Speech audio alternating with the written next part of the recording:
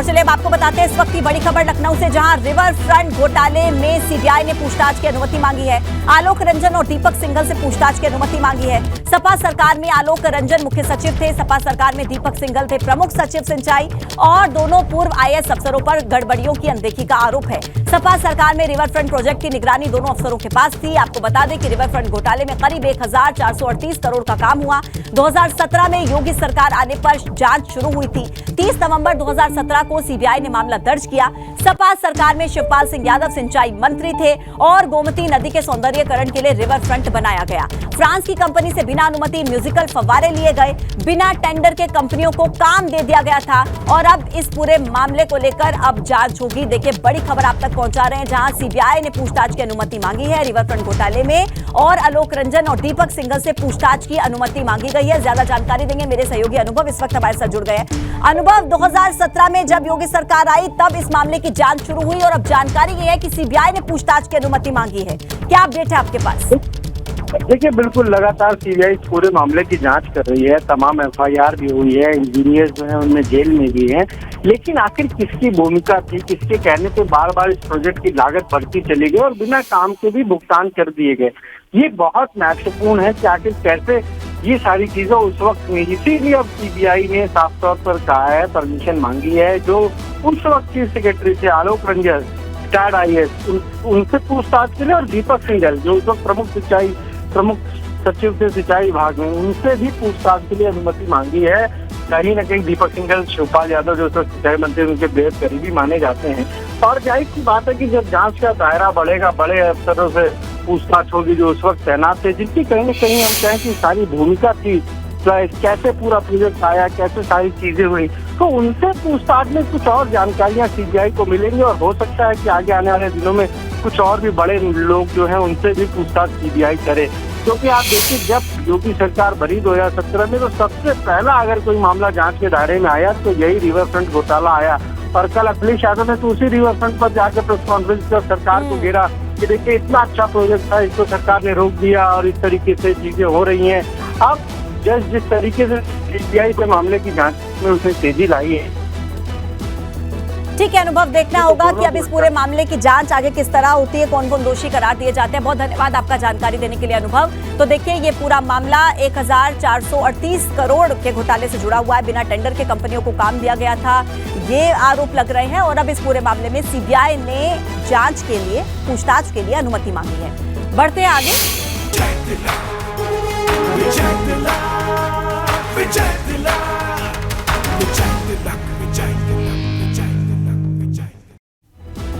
और देखिए निकाय चुनाव के पहले चरण के लिए आज प्रचार का शोर थम जाएगा। इसी के साथ 37 जिलों में आज शाम को 6 बजे से चुनाव प्रचार खत्म होगा। निकाय चुनाव के लिए तैयारियां पिछले काफी दिनों से चल रही हैं। अब आगामी गुरुवार यानी 4 मई 2023 को पहले चरण का मतदान है। इसके लिए सहारनपुर, मुरादाबाद, आगरा, झांसी, प्रयागराज, लखनऊ, देवीपाटन, गोरखपुर, वाराणसी डिवीजन में तैयारियां लगभग पूरी कर ली गई हैं। और आज प्रचार का अंतिम दिन है। शाम को 6 बजे तक प्रचार कर सकते हैं, लेकिन उसके बाद प्रचार का शोर थम जाएगा, क्योंकि 2 दिन बाकी हैं। 2 दिन के बाद पहले चरण का मतदान होना है। 4 मई को पहले चरण की वोटिंग होगी। 37 जिले ऐसे जहां पर आज शाम को 6 बजे तक ही केवल चुनाव प्रचार करने की अनुमति है। 4 मई को सुबह 7 बजे से वोटिंग डाली जाएगी और आज इस बीच चुनाव प्रचार का अंतिम दिन है। तो ऐसे में राजनीतिक दल पूरी ताकत झोंकने में जुटे हुए हैं।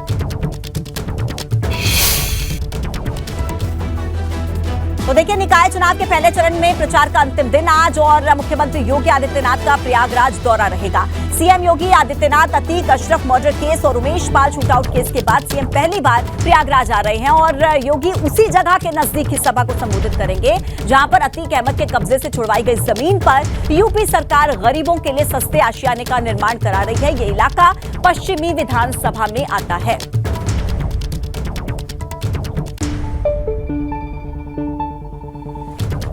और इसी खबर पर ज्यादा जानकारी देंगे मेरे सहयोगी मोहम्मद मोइन, इस वक्त हमारे साथ जुड़ गए हैं। मोइन, आज का दिन सभी राजनीतिक दलों के लिए इसलिए खास है क्योंकि आज वो अंतिम दिन है जब चुनाव प्रचार का शोर थमेगा। इसी बीच मुख्यमंत्री की प्रयागराज में आज जनसभा, क्या तैयारियां हैं? जी बिल्कुल, आज चुनाव प्रचार का अंतिम दिन है और अंतिम दिन कोई भी प्रत्याशी, कोई भी राजनीतिक दल अपनी ताकत झोंकने में कतई पीछे नहीं रहना चाहता। आज संगम नगरी प्रयागराज की बात करें तो यहाँ पर मुख्यमंत्री योगी आदित्यनाथ की जनसभा होनी है। सुबह 11 बजे के करीब मुख्यमंत्री योगी आदित्यनाथ यहाँ पर पहुंचेंगे, जनसभा को संबोधित करेंगे।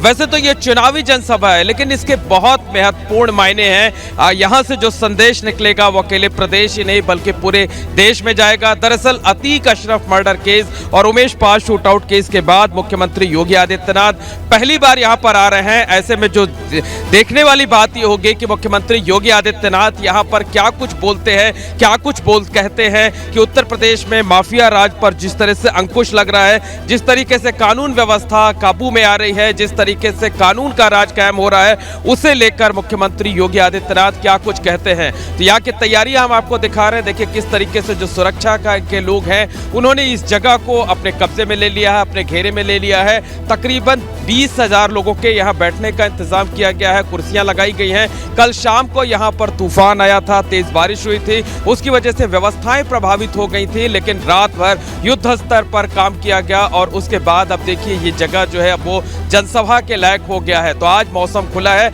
ऐसे में उम्मीद ये जताई जा रही है कि सीएम योगी आदित्यनाथ तय वक्त पर यहाँ पहुंचेंगे और यहाँ के लिए जो स्लोगन तैयार किया गया है, जो रैली के संयोजक हैं राकेश शुक्ला बीजेपी के वरिष्ठ नेता हैं, उन्होंने हमको बताया है कि प्रयागराज माफिया राज से मुक्त हो गया है। इसके साथ साथ प्रगतिशील प्रयागराज अब बन रहा है। इसी स्लोगन के साथ, इसी थीम के साथ इन जनसभा का आयोजन किया गया। तो इस जनसभा में deputy CM Keshav Prasad Maurya, cabinet मंत्री नंद गोपाल गुप्ता नंदी, स्वतंत्र देव सिंह, पूर्व कैबिनेट मंत्री सिद्धार्थ नाथ सिंह समेत तमाम नेता यहाँ पर मौजूद रहेंगे।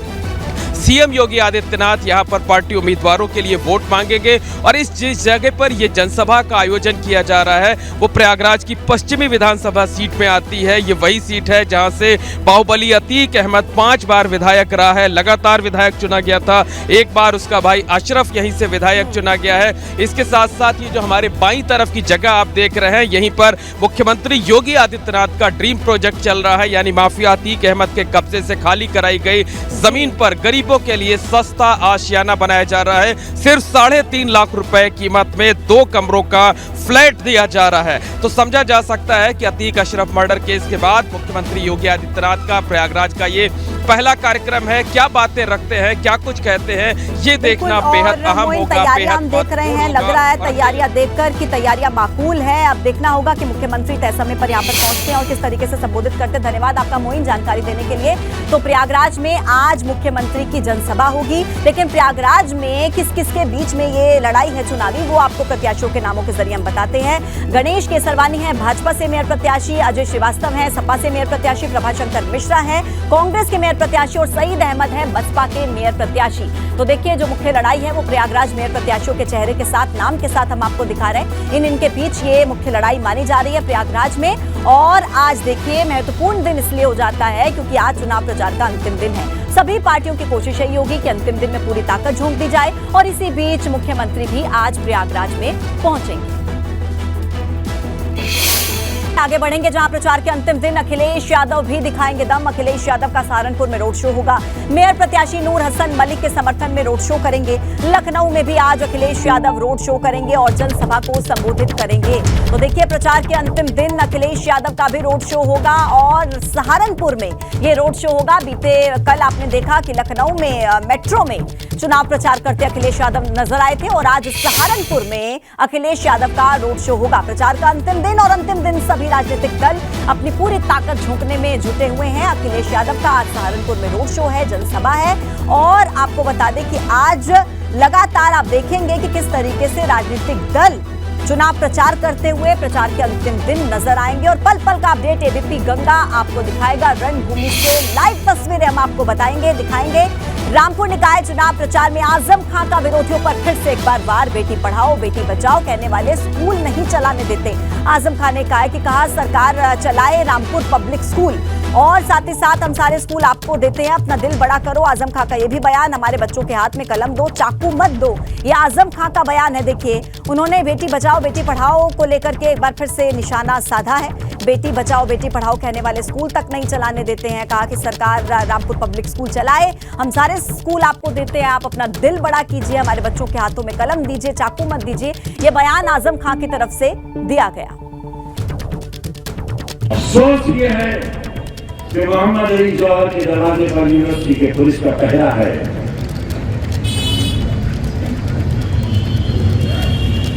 चलो समझ में आता है उसका नाम अच्छा नहीं लगा होगा, लेकिन रामपुर पब्लिक स्कूल अरे अपने ही चना की कलियों को, नर्सरी को बर्बाद कर रहे हैं। 2000 बच्चों के हाथों से कलम छीन लिया गया। 2000 बच्चों के हाथों से। बेटी पढ़ाओ और बेटी बचाओ का नारा देने वालों, आओ, हमें नहीं चलाने देते, मत चलाने दो। रामपुर पब्लिक स्कूल सरकार आप चलाओ, लेकिन पढ़ाई यही होगी और फीस वही होगी। और अगली खबर आपको दे दे, देहरादून से जहां रेस्टोरेंट में अज्ञात कारणों से भीषण आग लग गई और आग लगने से इलाके में बुरी तरह से हड़कंप मच गया।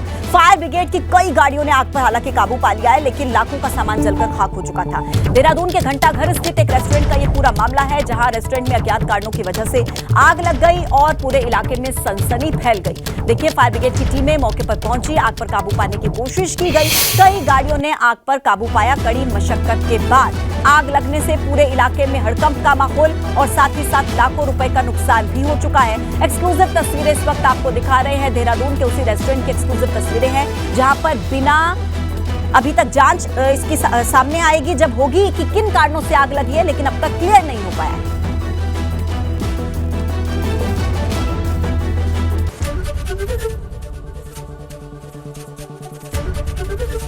एबीपी गंगा, खबर आपकी, जुबान आपकी।